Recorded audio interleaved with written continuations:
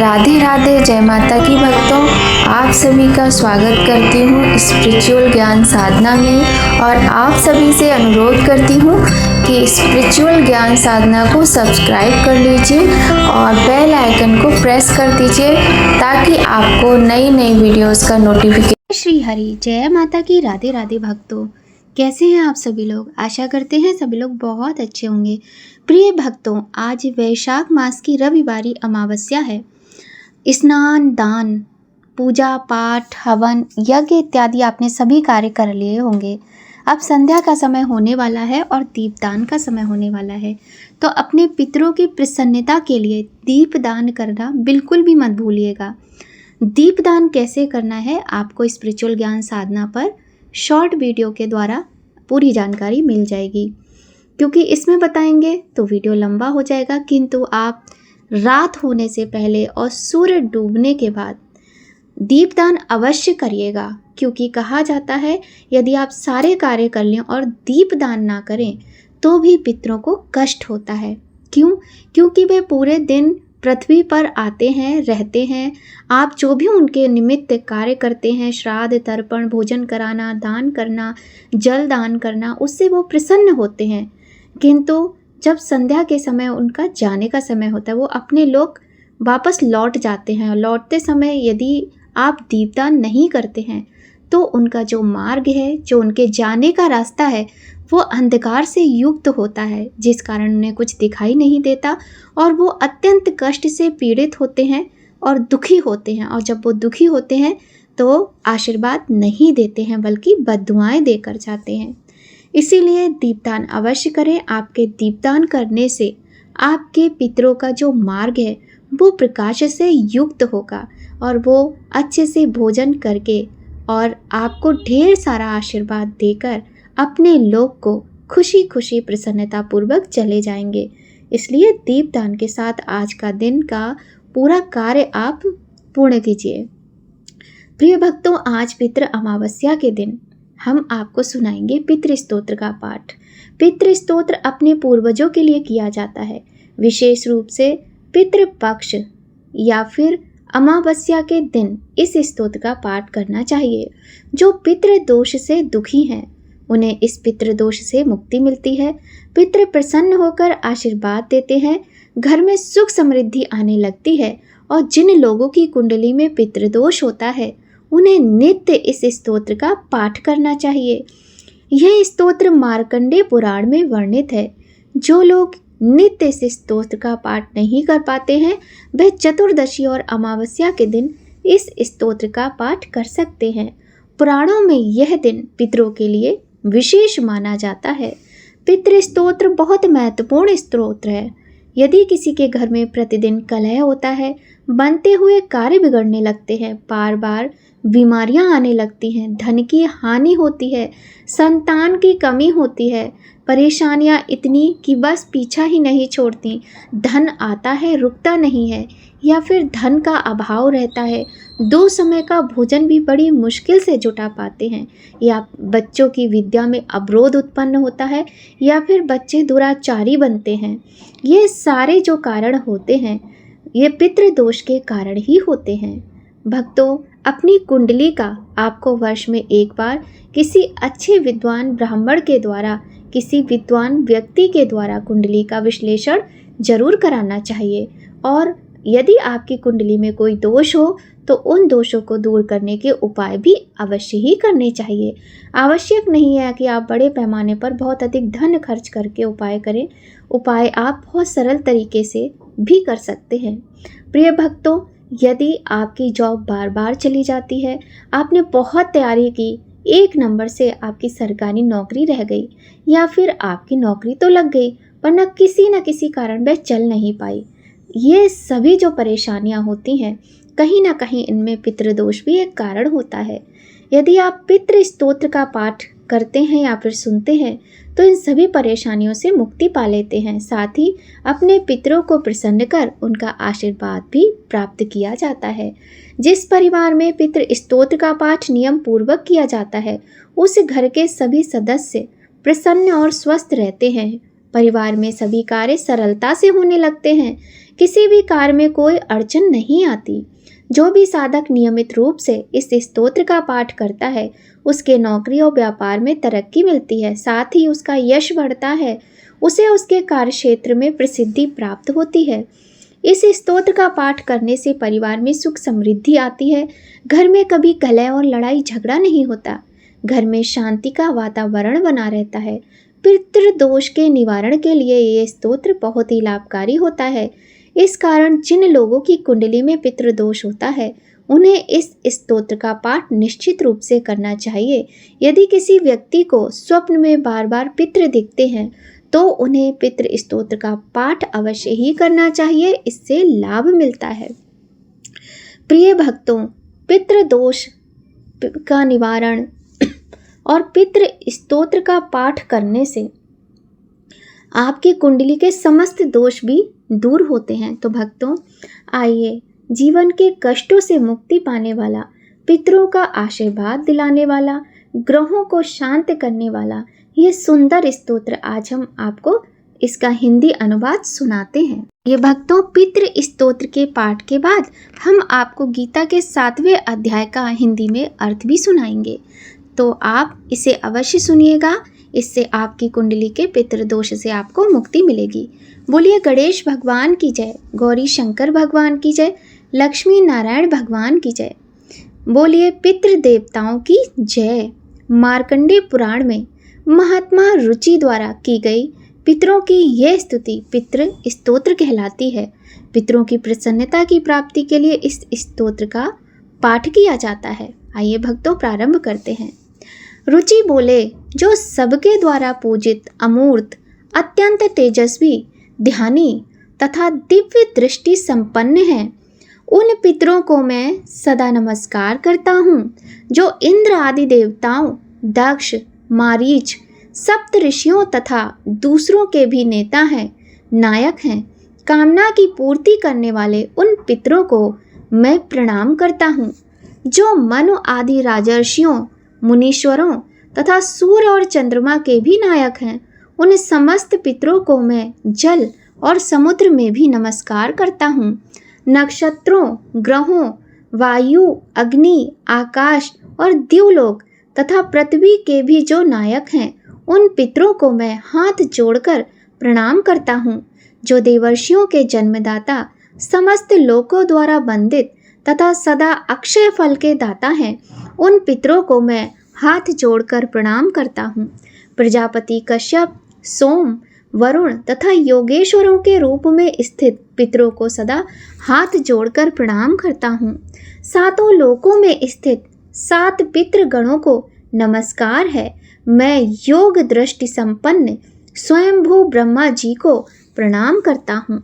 चंद्रमा के आधार पर प्रतिष्ठित तथा योग मूर्तिधारी पितृगणों को मैं प्रणाम करता हूँ। साथ ही संपूर्ण जगत के पिता सोम को नमस्कार करता हूँ। अग्नि स्वरूप अन्य पितरों को मैं प्रणाम करता हूँ, क्योंकि ये संपूर्ण जगत अग्नि और सोममय है।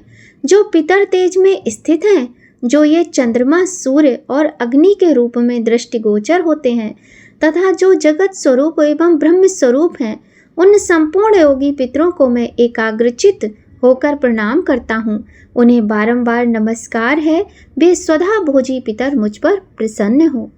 मार्कंडेय पुराण में महात्मा रुचि द्वारा की गई पितरों की ये स्तुति ही पितृ स्तोत्र कहलाती है।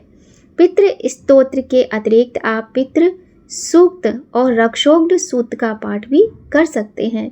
ऐसा करने से पितरों का आशीर्वाद सदा व्यक्ति पर बना रहता है। आइए भक्तों, अब हम करते हैं गीता के 7वें अध्याय के पाठ को श्रवण। जय श्री हरि।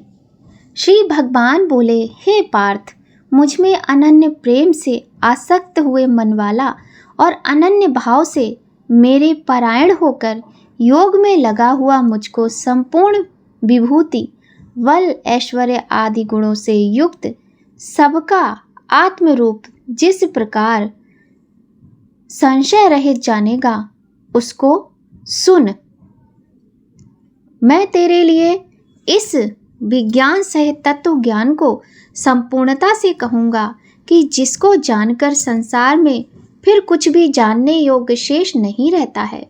हजारों मनुष्यों में कोई एक मेरी प्राप्ति के लिए यत्न करता है और उन यत्न करने वाले योगियों में भी कोई ही पुरुष मेरे परायण होकर मुझको तत्व से जानता है।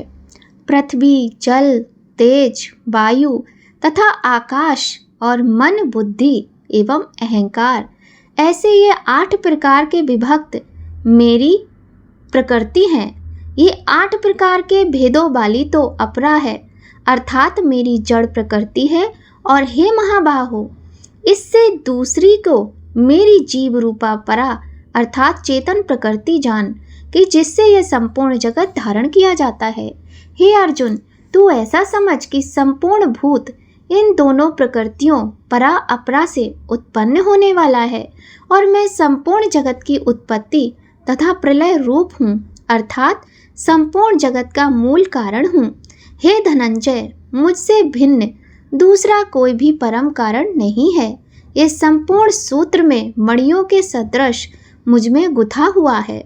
हे अर्जुन, जल में मैं रस हूँ, चंद्रमा और सूर्य में मैं प्रकाश हूँ, संपूर्ण वेदों में प्रणव ओम मैं हूँ, आकाश में शब्द और पुरुषों में पुरुषत्व मैं हूँ, पृथ्वी में पवित्र गंध और अग्नि में मैं तेज हूँ, संपूर्ण भूतों में मैं जीवन हूँ, अर्थात जिससे वे जीते हैं वह तत्व मैं हूँ, तथा तपस्वियों में तप हूँ।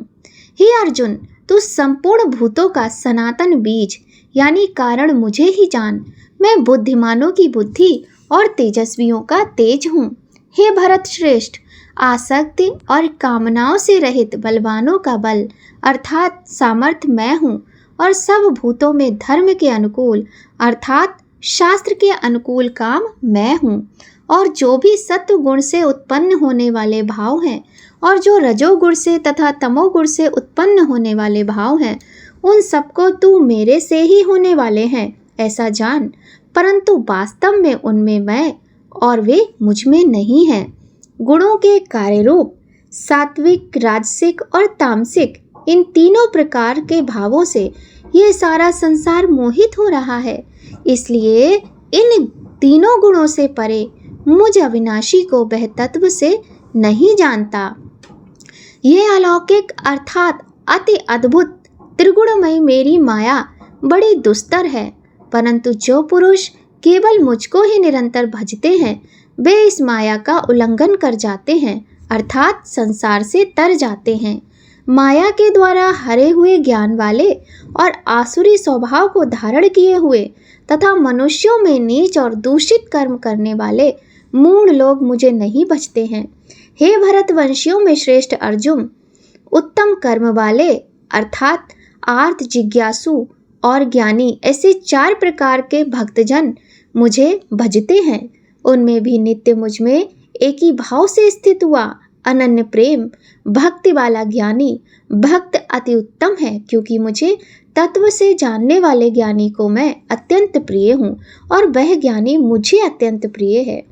ये सभी उदार हैं अर्थात श्रद्धा सहित मेरे भजने के लिए समय लगाने वाले होने से उत्तम है, परंतु ज्ञानी तो साक्षात मेरा स्वरूप ही है ऐसा मेरा मत है, क्योंकि वह मदगत मन बुद्धि वाला ज्ञानी भक्त अति उत्तम गति स्वरूप मुझ में ही अच्छी प्रकार स्थित है। बहुत जन्मों के अंत के जन्म में तत्व ज्ञान को प्राप्त हुआ ज्ञानी सब कुछ वासुदेव ही है। इस प्रकार मुझे भजता है वह महात्मा अति दुर्लभ है। उन भोगों की कामना द्वारा जिनका ज्ञान हरा जा चुका है वे लोग अपने स्वभाव से प्रेरित होकर उस नियम को धारण करके अन्य देवताओं को भजते हैं अर्थात पूजते हैं। जो सकाम भक्त जिस देवता के स्वरूप को श्रद्धा से पूजना चाहता है उस भक्त की श्रद्धा को मैं उसी देवता के प्रति स्थिर करता हूँ।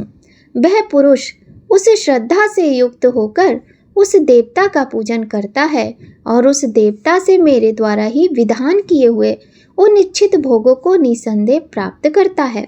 परंतु उन अल्प बुद्धि वालों का वह फल नाशवान है।